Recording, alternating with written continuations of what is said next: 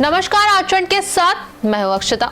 देश की राजनीति में महिलाओं की भागीदारी को लेकर एक बड़ा कदम उठाया गया है। महिला आरक्षण अधिनियम 2023 अब पूरे देश में लागू कर दिया गया है। आखिर क्या है यह कानून और इसे लेकर सियासत क्यों गर्मा गई है, देखिए रिपोर्ट।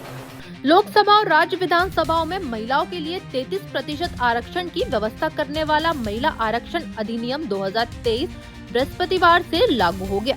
केंद्रीय विधि मंत्रालय द्वारा जारी एक अधिसूचना में यह जानकारी दी गई। हालांकि ये तुरंत पता नहीं चल पाया है कि संसद में इस कानून में संशोधन करने और इसे 2029 में लागू करने पर जारी चर्चा के बीच 2023 के अधिनियम को 16 अप्रैल से क्यों अधिसूचित किया गया।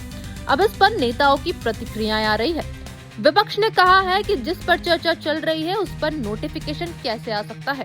ऐसा है, इस सरकार से ज्यादा अनएथिकल और बेईमान कोई सरकार हो ही नहीं सकती है। जिस पर चर्चा चल रही हो उस दौरान आप नोटिफिकेशन करें। दुनिया में कहीं ऐसा नहीं हुआ कभी भी, और जो भी डेमोक्रेटिक कंट्री। जबकि बीजेपी नेताओं का कहना है कि ये बिल देश हित में पास हुआ है और इससे देश का विकास होगा। तो 40 साल से पूरा नहीं हो पाया, वो एनडीए की सरकार नरेंद्र मोदी जी के नेतृत्व में कर रही है, लेकिन विपक्ष के कुछ दल पतली गली से निकलने का रास्ता ढूंढ रहे हैं। हालांकि अधिनियम लागू हो चुका है, लेकिन मौजूदा सदन में आरक्षण को क्रियान्वित नहीं किया जा सकता।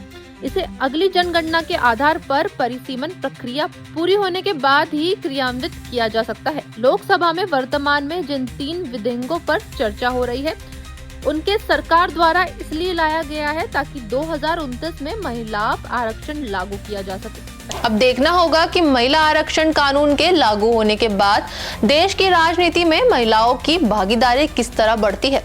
फिलहाल इस खबर में इतना ही। ऐसी और अपडेट्स के लिए जुड़े रहिए आचरण न्यूज के साथ। नमस्कार। देश दुनिया की सभी खबरें देखने के लिए जुड़े रहिए आचरण न्यूज से। आचरण न्यूज, हर कदम आपके साथ।